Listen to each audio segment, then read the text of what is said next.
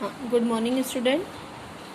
हमने unit number 4 introduction to vector algebra start किए थे, जिसमें हमने dot and cross product of 3 vectors बताए आपको। उसके बाद 4 वेक्टर का सिर्फ डॉट प्रोडक्ट डिस्कस किए।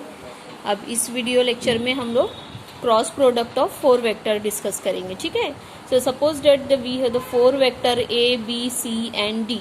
ठीक है, okay, so if we take the cross product of a cross b, if we take the cross product of a cross b with c cross d, it is called as cross product of 4 vector. Okay, now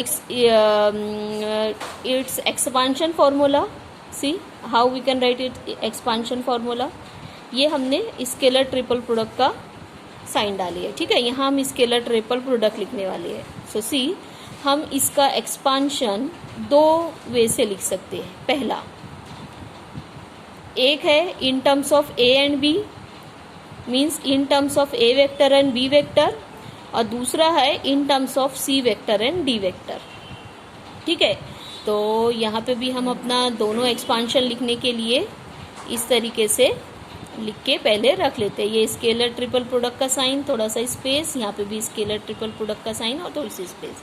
तो चलिए, अब expansion in terms of A and B लिखना है।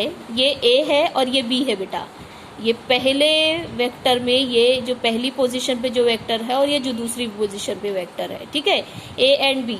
तो यहाँ पे B लिखेंगे और यहाँ पे पहले ए लिखेंगे।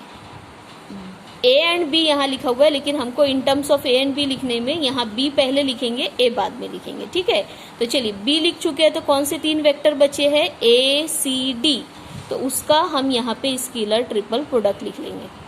ठीक है, अब ए वेक्टर है, यहाँ पे ए वेक्टर को छोड़ के कौन से 3 वेक्टर बचे हैं? B vector, C vector and D vector. So ये है expansion formula in terms of this 2 A and B vector. ठीक है, अब हम एक्सपांशन फॉर्मूला लिखेंगे पहली ब्रैकेट वाले वेक्टर नहीं, अब दूसरी ब्रैकेट वाले वेक्टर सी डी। तो सी डी में सी पहले आएगा, डी बाद में आएगा। इसमें पोजीशन जैसे ऊपर वाले में बी और ए हुई थी, वैसे यहाँ पे नहीं है। ठीक है, तो अब सी लिख चुके हैं, तो कौन से 3 वेक्टर बचे? A B D, A B D वो लिख ली हमने। यहाँ डी लिखे थे तो कौन से 3 वेक्टर बचे? A B C. तो A vector, B vector and C vector.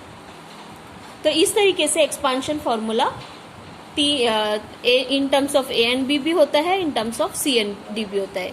आपको ये फॉर्मूले का एक्सपांशन अच्छे से ध्यान में रखना पड़ेगा। ठीक है, तो चलिए हम लोग क्वेश्चन सॉल्व करते हैं।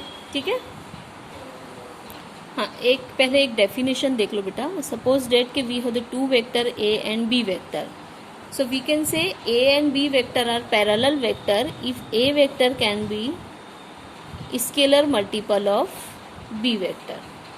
If A vector is equal to some scalar multiple of B vector होता है, तो हम कह सकते हैं कि ए और बी जो है वो पैरेलल वेक्टर है। ठीक है, अब ये पैरेलल वेक्टर की डेफिनेशन हमने क्यों बताई है बेटा?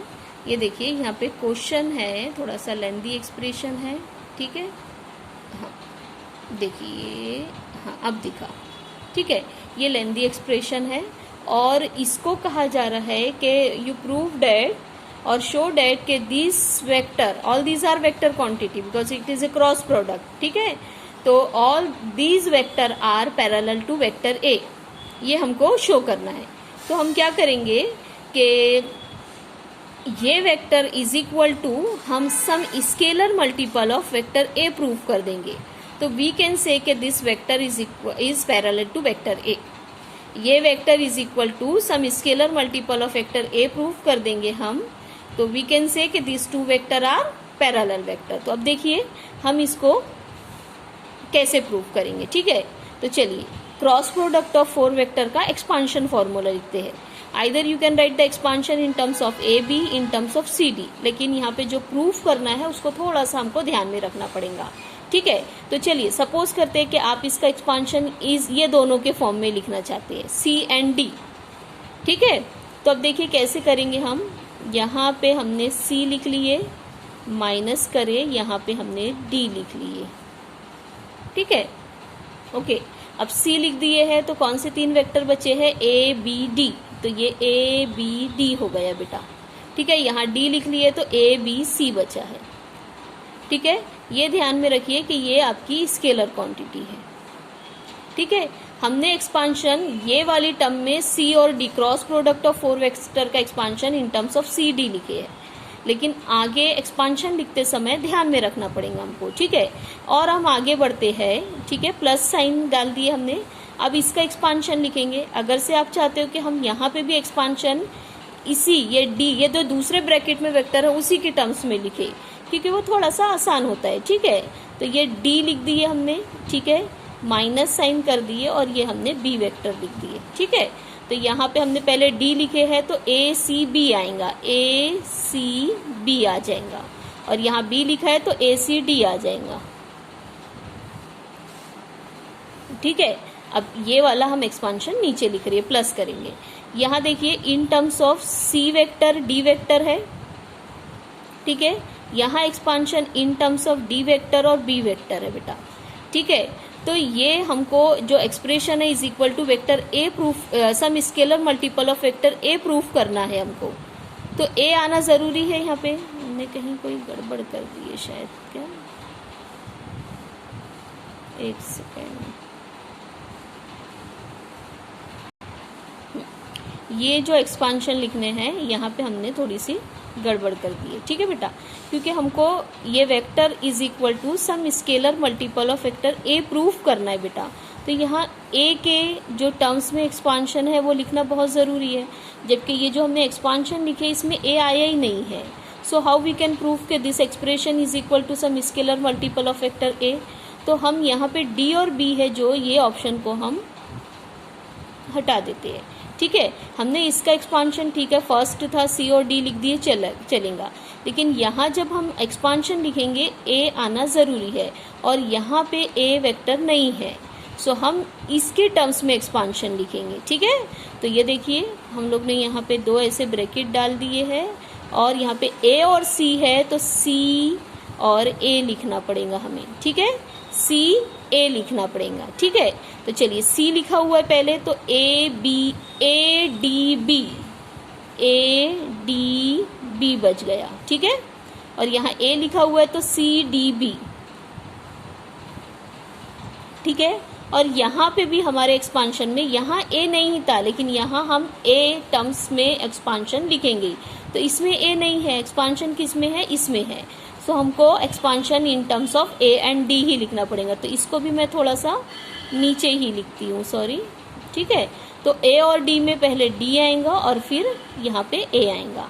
ठीक है, तो डी लिख लिए हमने, तो ए बी सी, ये देखिए हमने लिख लिए, और ए है तो डी बी सी। ठीक है, चलिए totally expansion in terms of, यहाँ पे सी डी था, यहाँ पे ए सी था, यहाँ ए डी था। ठीक है, तो चलिए अभी हमको कैंसल, जो कैंसल हो रहा है उसको कैंसल करना है, और is equal to some scalar multiple of A vector लेके आना है। ठीक है, तो चलिए इसमें पोजीशन देख लेते, A B D, everything is okay, A B D और सी हो गया। ठीक है, ये भी A B C, it's all right.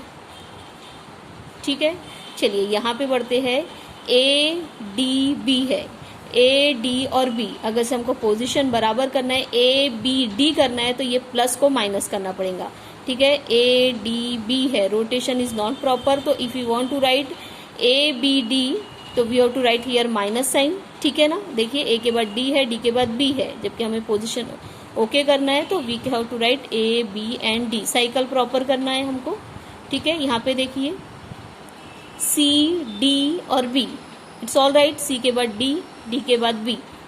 ठीक है, तो हम इसको बी सी डी लिख सकते हैं, तो ये मैं लिख रही हूँ B C and D into vector A, ये वाला था। अब आगे हम इसको कंटिन्यू करते, plus A B C, A B C, everywhere we have to put a vector sign. अब डी, ठीक है, डी के बाद बी और बी के बाद C, cycle is okay, B C और डी है, तो बी सी और डी, तो डी बी सी हो सकता है, तो इट्स ऑल्सो ऑल राइट। तो यहाँ पे डी बी और C, if the cycle is not proper we have to correct it. ठीक है, चलिए देखिए कौन सा किससे कैंसिल हो रहा है, ये देखिए ए बी डी, ये सी वेक्टर कैंसिल, ये देखिए प्लस माइनस साइन वाला डी वेक्टर कैंसिल, अरे नहीं, ये दोनों,